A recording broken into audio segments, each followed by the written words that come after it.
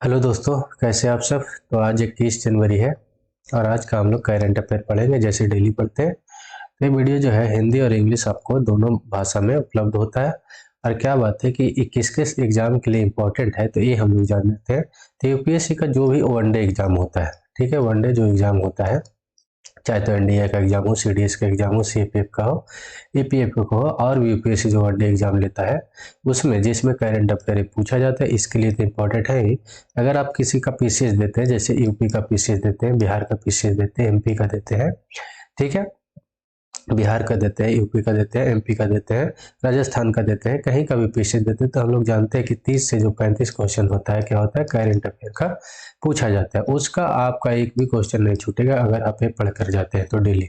ठीक है, बैंक का कोई एग्जाम दे रहे हैं, एसएससी का कोई एग्जाम दे रहे हैं, रेलवे का कोई एग्जाम दे रहे हैं, और भी जो कम्पिटिटिव एग्जाम है जिसमें करंट अफेयर पूछा जाता है उसका भी आपका कोई क्वेश्चन नहीं छूटेगा अगर जो ऑब्जेक्टिव फॉर्म में पूछा जाता है। इसके साथ स्टैटिक्स भी साथ में एक्सप्लेनेशन कर दिया जाता है ताकि आपका पीछे का भी उसका बैकग्राउंड भी मजबूत हो जाए। वीडियो अच्छा लगेगा तो क्या करिएगा, लाइक करिएगा, कमेंट करिएगा, शेयर करिएगा, सब्सक्राइब करिएगा और बेल आइकन को दबा के रखिएगा ताकि आपको टाइम टू टाइम वीडियो मिलता रहे। ठीक है, तो चलिए आज का शुरू करते हैं।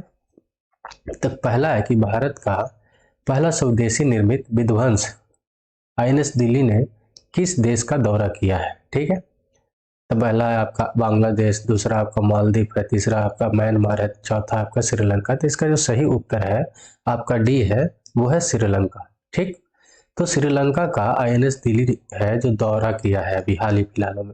ठीक है, कहाँ पर किया हुआ, तो श्रीलंका के त्रिकोमाली बंदरगाह है वहां पर ये पहुंचा और ये क्या किया कि भारत और श्रीलंका के बीच एक मजबूत नौसेना से नौसेना लिंक को अंतर क्रियाशीलता को बढ़ावा दिया है और प्रतीक उसका दिखाया है। ठीक, इतना बात याद रखना है। तो श्रीलंका के बारे में जान लेते हैं। तो इसका जो कैपिटल कहाँ है, कोलंबो और श्री जवर्धनेपुरे कोट्टे है, दो गो इसका कैपिटल है। देखिए यहाँ पर क्या है, कोलंबो है और यहीं पर क्या है, श्री जवर्धनेपुरे कोट्टे है, तो दोनों यहीं पर है। ठीक, दूसरा बात, इसका अभी प्रेसिडेंट कौन है, तो रनिल विक्रमसिंघे है। और तीसरा इसका करेंसी क्या था, श्रीलंकन रुपी है। प्राइम मिनिस्टर कौन है, तो दिनेश गुणावार्देना है। ऑफिशियल लैंग्वेज क्या है, सिनला और तमिल है, सिनला और तमिल है, दो गो है, याद रखना है। और भी श्रीलंका के अगल बगल में जान लेते, ये जो है इंडिया है और ये है आपका श्रीलंका, ये दोनों के बीच में एक पाक स्टेट है। ये बात याद रखिएगा, ये बहुत ज्यादा इंपॉर्टेंट है, पूछा भी जाता है कि पाक स्टेट किसके किसके बीच है, तो श्रीलंका और अपना प्यारा भारत इंडिया के बीच है। इधर आपका बायां साइड मतलब पश्चिम साइड इससे क्या है, गल्फ ऑफ मन्नार है, इधर पूरब साइड इसका क्या है, बे ऑफ बंगाल है। ठीक, इतना बात याद रखना है। इधर लकवा द्वीप है, ये बात याद रखना है इसको। चलिए अगला है कि वनडे क्रिकेट में दोहरा शतक लगाने वाले सबसे युवा क्रिकेटर कौन बन गए हैं। तो ये बताना है कि यंगेस्ट प्लेयर कौन, सबसे कम उम्र का जो डबल सेंचुरी हाल ही में लगाया वो कौन बन गए हैं। तो पहला विराट कोहली, दूसरा शुभमन गिल, तीसरा उमेश यादव और चौथा आपका बाबर आजम है। तो इसका जो सही उत्तर है शुभमन गिल है। अगर क्रिकेट डेली देखते हैं तो कोई बात ही नहीं है। तो हाल ही में क्या हुआ कि शुभमन गिल ने 208 रन बनाया और एक सबसे कम उम्र का खिलाड़ी है जो वनडे क्रिकेट में 208 रन लगाने वाले, मतलब 200 रन मारने वाले हो गए हैं सबसे कम उम्र के। और ये कहाँ के हैं, तो भारत के रहने वाले हैं, तो और भी ज्यादा इंपॉर्टेंट हो जाते हैं। ठीक है, तो ये बात याद रखना है।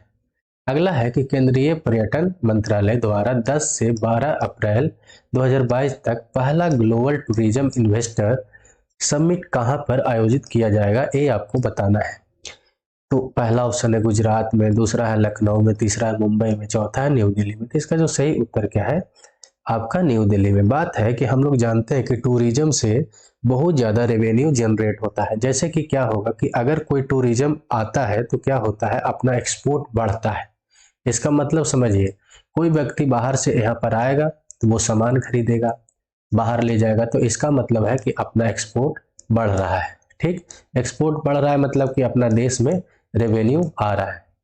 तो ये स्टेटमेंट याद रखिएगा कि कोई अगर आदमी बाहर से घूमने आता है अपना देश में तो अपने देश में रेवेन्यू खर्चा करेगा, तो एक तरह से अपना देश का एक्सपोर्ट बढ़ रहा है, निर्यात बढ़ रहा है।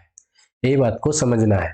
तो इसको बढ़ावा देने के लिए, इसी को बढ़ावा देने के लिए क्या होगा कि नई दिल्ली के प्रगति मैदान में एक समिट होगा।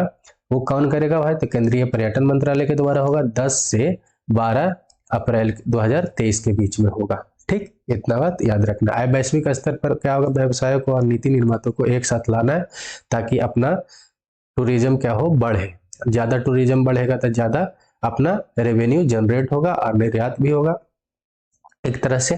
ठीक है, तो ये और इसी संबंध में क्या हुआ था कि 17 जनवरी को 2023 को चंडीगढ़ में रोड शो भी इसके लिए करवाया गया था पर्यटन मंत्रालय के द्वारा। ठीक, इतना बात याद रखना है।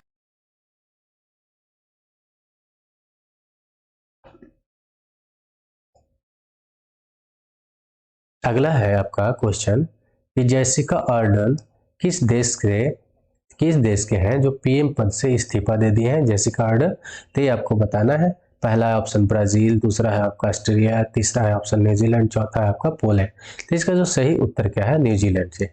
ठीक है, न्यूजीलैंड के ये जब बने थे प्रधानमंत्री 2017 में, तो ये सबसे कम उम्र के प्रमुख बने थे कहीं का। ठीक, महिला प्रमुख जो सबसे कम उम्र के थे, ये 37 साल के मात्र उम्र में क्या बने थे? किसी देश का प्रधानमंत्री। और कहाँ के बने थे? ये न्यूजीलैंड के बने थे। यही है जेसिका अर्डर्न आपके सामने।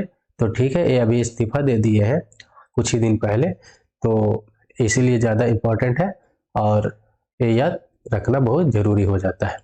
ठीक है, अगला है कि भारत ने मालदीव में किन परियोजनाओं के लिए 100 मिलियन मालदीव रुपया की घोषणा देने के लिए किया है? मालदीपी एक रुपया होता है, जैसे इंडियन रुपया होता है उसी तरह से मालदीपी रुपया है, उसको उसी रुपया को 100 मिलियन इंडिया जो है देने के लिए बोला है। कौन से प्रोजेक्ट के लिए? ये आपको बताना है। पहला प्रोजेक्ट है ब्यास प्रोजेक्ट, दूसरा आपका एडुकी प्रोजेक्ट, तीसरा है कम्युनिटी डेवलपमेंट प्रोजेक्ट और चौथा है रामगंगा प्रोजेक्ट। तो इसका जो सही उत्तर क्या है? सामुदायिक विकास परियोजना, जिसको बोलते हैं कम्युनिटी डेवलपमेंट प्रोजेक्ट। इसके लिए इंडिया क्या हुआ है कि 100 कौन सा रुपया देने के लिए बोला है? मालदीपी रुपया, जो मालदीव में जो करेंसी चलता है वही रुपया देने के लिए इंडिया बोला है। ठीक है, कम्युनिटी डेवलपमेंट प्रोजेक्ट करने के लिए क्या किया है कि इंडिया है जो 100 मिलियन क्या मालदीपी रुपया देने की घोषणा किया है। और अभी जो मान ले, अभी जो थे कि डॉक्टर जयशंकर, एस जयशंकर मालदीव और श्रीलंका के अपनी 3 दिनों के यात्रा पर गए हुए थे। तो 18 जनवरी को क्या हुआ कि वो मालदीव पहुंचे और ये घोषणा देने के लिए कहे। ठीक है, इससे क्या होगा कि दोनों को द्विपक्षीय जो पक्ष है मजबूत होगा और भारत और मालदीव का विकास का परियोजना पर समझौता हुआ है इसी के लिए। और एक दूसरे से क्या होगा? पक्ष मजबूत होगा, तो सबसे ज्यादा एक पक्ष में आना है। ठीक है, वोटिंग जब होता है यूएन में तो वहां पे एक एक वोट का बहुत ज्यादा इंपॉर्टेंट हो जाता है। तो किसी देश को पक्ष में रहना बहुत जरूरी है। तो इसलिए देश बड़ा छोटा और से तो बात की बात है, लेकिन वोट का तो महत्व उतना ही हो जाता है। दूसरा बात क्या हो जाता है कि अपना एक कंट्री है और नजदीक कंट्री है, मतलब राउंड में आता है, ये हिंद महासागर के अंतर्गत आता है, तो इसलिए भी ये ज्यादा मजबूत रहना जरूरी है अपने पक्ष में। नहीं तो अभी देख रहे हैं चाइना के हालात क्या होता है कि चाइना सबको अपने तरफ करने में लगा हुआ है इंडिया के, ताकि कमजोर किया जाए। इसीलिए भी अपना नियर का जो कंट्री है उसको मजबूत रखना है, अपने पक्ष में रखना है। ठीक है, ये बहुत जरूरी बात होता है। चलिए, अगला है कि भारतीय नौसेना 23 जनवरी 2023 को क्या है कि एक पनडुब्बी कमीशन करेगा। कौन सा पनडुब्बी कमीशन करेगा ये आपको बताना है। तो आईएनएस वागिर है, आईएनएस तलवार है, आईएनएस खंजर है या आईएनएस वीरा है, ये आपको बताना है। तो जो इसका ऑप्शन सही है आपका है ऑप्शन ए। ठीक, आईएनएस वागिर को अभी क्या करेगा? कमीशन करेगा। 23 जनवरी को क्या होता है ये बात आप बताइएगा। क्या होता है कि पराक्रम दिवस मनाया जाता है, पराक्रम दिवस मनाया जाता है। और किनका बर्थडे है?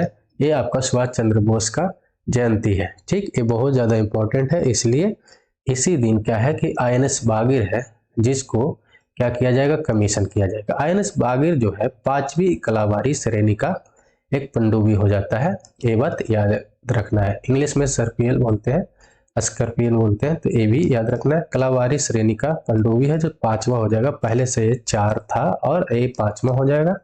ठीक, दूसरा बात है कि किसके थ्रू बन रहा है? तो ये फ्रांस की फ्रांस के सहायता से बन रहा है। फ्रांस का जो मैसर्स नेवल ग्रुप है उसके सहायता से क्या हो रहा है कि बनाया जा रहा है। ठीक है, कहाँ पे बनाया जा रहा है भाई? तो मुंबई में बनाया जा रहा है। बजगांव के डॉक शिप बिल्डर्स लिमिटेड के द्वारा फ्रांस के सहायता से बनाया जा रहा है। ठीक है, 4 गो पनडुब्बी पहले क्या हुआ था, पहले से ही कमीशन हो चुका था कलवरी श्रेणी का। और ये जो है पहला बात ये भी याद रखिएगा आपकी, ये जो है अपना नौसेना प्रमुख है कौन? आर हरि कुमार, ये भी बात याद रखना है। ठीक है, चलिए अगला 7वां क्वेश्चन है कि किस कंपनी ने भारत में गर्ल्स फॉर टेक स्टेम पहल के दूसरे चरण को शुरुआत करेंगे? पहला मास्टर कार्ड, दूसरा है आपका वीजा कार्ड, तीसरा है आपका रुपए कार्ड, इनमें से कोई नहीं। तो इसका जो सही उत्तर क्या है? मास्टर कार्ड है। ठीक, ये बात याद रखना है। मास्टर कार्ड के बारे में जान लेते हैं। तो मास्टर कार्ड का जो फाउंडेशन हुआ था 3 नवंबर 1966 को हुआ था। 1966 को हुआ था इसका स्थापना। कहाँ पे हुआ था? तो यूनाइटेड स्टेट ऑफ अमेरिका में हुआ था। अमेरिका मत समझिएगा, ठीक, अमेरिका और यूनाइटेड स्टेट अलग है। जैसे कि अमेरिका एक कॉन्टिनेंट है पूरा, और यूनाइटेड स्टेट अमेरिका उसका एक देश है। ठीक है, अमेरिका 2 कॉन्टिनेंट में बसा हुआ है, बटा हुआ है। पहला तो एक साउथ कॉन्टिनेंट, एक नॉर्थ अमेरिका और साउथ अमेरिका। नॉर्थ अमेरिका में आता है यूनाइटेड स्टेट ऑफ अमेरिका। ये बात याद रखना है। अमेरिका के मतलब समझ जाते हैं डायरेक्ट अमेरिका, कभी भी डायरेक्ट अमेरिका नहीं होता, लेकिन बोली चाली में चलता है, लेकिन यूनाइटेड स्टेट ऑफ अमेरिका उसका ओरिजिनल नाम होता है। तो 3 नवंबर 1966 को इसका स्थापना हुआ है। ये बात याद रखना है। इसका जो अभी सीईओ है माइकल मेवेस्ट है। ठीक, ये बात भी याद रखना है। और चौथा बात ये आपको याद रखना है कि इसका हेडक्वार्टर कहाँ हो जाए? न्यूयॉर्क, यूनाइटेड स्टेट में। और इसका जो स्थापना कौन किए थे, फाउंडर कौन थे? तब वेल्स फार्गो थे। ये भी याद रखना है, वेल्स फार्गो। चलिए, भारत का चौथा सबसे बड़ा व्यापारिक भागीदारी कौन बना है? Who has become the 4th largest trading partner of India? ये बात बहुत इंपॉर्टेंट अभी है, अभी चर्चा में भी है और ट्रेंडिंग में भी चल रहा है, तो इसलिए भी याद रखना था। पहला आपका चाइना है, दूसरा ऑप्शन आपका यूएसए, तीसरा आपका बांग्लादेश है, चौथा आपका रसिया है। तो इसका जो है सही उत्तर क्या है? चौथा रसिया है। ठीक, तो इसका जो अभी प्रेसिडेंट है रसिया का, जानते होंगे, व्लादिमीर पुतिन है। और ये अपना कार्यकाल जो है 2036 तक बढ़ा के कर लिए। ये भी बात इंपॉर्टेंट है। इसका राजधानी कहाँ है? मॉस्को है। करेंसी क्या है? रशियन रूबेल है। प्राइम मिनिस्टर कौन है? मिखाइल है।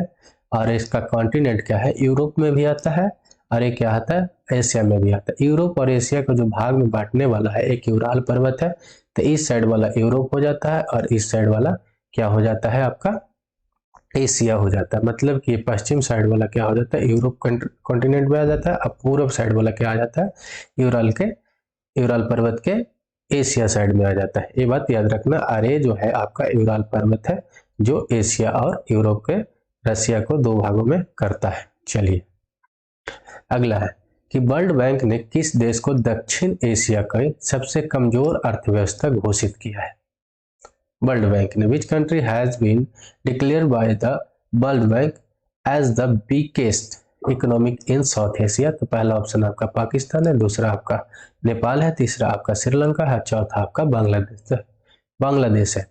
इसका जो सही उत्तर क्या है? पाकिस्तान है। ठीक, पाकिस्तान को अभी जो वर्ल्ड बैंक है क्या बोला है कि साउथ एशिया का सबसे कमजोर कंट्री बन गया है। अभी देख रहे हैं पाकिस्तान का हालचाल। अब पाकिस्तान का तो बात ही छोड़िए, उसका कोई काम उम है नहीं, खाली दूसरा का टांग खींचने में लगा रहता है।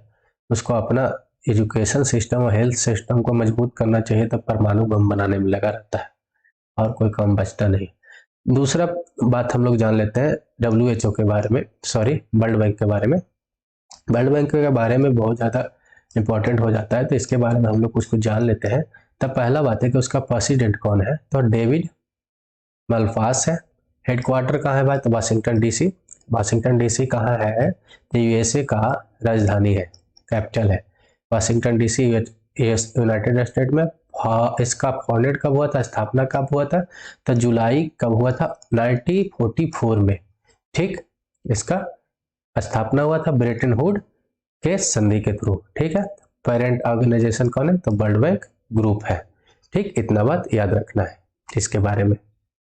चलिए अगला है कि चौथी औद्योगिक क्रांति के लिए वर्ल्ड इकोनॉमिक फोरम WEF केंद्र कहाँ स्थापित किया जाएगा या करेगा, जो भी हो। तो आपका पहला ऑप्शन है कोलकाता, दूसरा ऑप्शन है मुंबई, तीसरा ऑप्शन है कानपुर, चौथा ऑप्शन है हैदराबाद। तो इसका जो सही उत्तर क्या है, डी हैदराबाद। हैदराबाद में क्या हुआ कि वर्ल्ड इकोनॉमिक फोरम अपना चौथा इंडस्ट्रियल रेवोल्यूशन का क्या करेगा, सेटअप करेगा, स्थापित करेगा केंद्र अपना। ठीक है, ये बात याद रखना है। तो वर्ल्ड इकोनॉमिक फोरम के बारे में जान लेते हैं कि इसका स्थापना कब हुआ था। तो 1971 में इसका स्थापना हुआ था। ठीक है, फाउंडेड कब हुआ था, तो 1971। ये बहुत ज्यादा इंपॉर्टेंट है, ये बात याद रखना। इसका मुख्यालय कहाँ हो जाता है, तो स्विट्जरलैंड हो जाता है। कहीं तो स्विट्जरलैंड लिखेला देगा, लेकिन उसका जगह का भी नाम पूछ ले तो क्लोगनी है, ये बात याद रखना। क्लोगनी स्विट्जरलैंड के अंदर है, तो यहाँ पर इसका मुख्यालय है। ये क्या करता है कि वैश्विक स्तर पर जो क्षेत्रीय औद्योगिक है उसको एजेंडा एक देता है, राजनीतिक, व्यापारिक, सामाजिक, शैक्षणिक को क्या करता है, इसको नेतृत्व को आगे बढ़ाने में क्या करता है, इसको मदद करता है। ठीक है, यह एक इंडिपेंडेंट है, निष्पक्ष संगठन है, जिसका कोई अपना हित नहीं होता है, स्वयं का कोई अपना हित नहीं होता है कि हमको ये दोगे तो हम ये करेंगे, ऐसा नहीं होता। ये सिर्फ जो भी हो, शैक्षणिक संस्थान हो, व्यापारिक हो, राजनीतिक रूप से क्या करता है, मदद करने के सिर्फ भूमिका निभाता और कुछ नहीं। ठीक है, चलिए अगला है आपका कि दुनिया में सबसे मूल्यवान ब्रांड कौन सा बना है अभी, which is the most valuable brand created in the world. ये आपको बताना है। तो पहला आपका गूगल है, दूसरा आपका अमेजॉन है, तीसरा आपका वॉलमार्ट है और चौथा आपका मेटा है, जिसको पहले फेसबुक बोलते थे। तो इसका जो सही उत्तर क्या है, अमेजॉन है, जो ऑप्शन नंबर बी है। ठीक, तो अमेजॉन है इसका सही उत्तर। ये देखिए एंडी जैसी है, ये है CEO अभी। ठीक, ये नहीं याद रखिएगा कि जेफ बेजोस है, तो ये अभी नहीं है। इसका फाउंडर कौन है, तो जेफ बेजोस है, ये बात याद रखना है। इसका स्थापना कब हुआ था, तो 1994 में हुआ था, 1994 में हुआ था इसका स्थापना 5 जुलाई को। ठीक, कहाँ पे, वाशिंगटन में, यूनाइटेड स्टेट में। इतना बात याद रखना। वीडियो अच्छा लगा होगा तो आप क्या करिएगा, लाइक कर दीजिएगा, कमेंट कर दीजिएगा, शेयर कर दीजिएगा और सब्सक्राइब कर लीजिएगा और बेल आइकन को दबा रखिएगा ताकि आपको टाइम टू टाइम वीडियो मिलता रहे। तो चलिए फिर मिलते हैं कल। जय हिंद, जय भारत।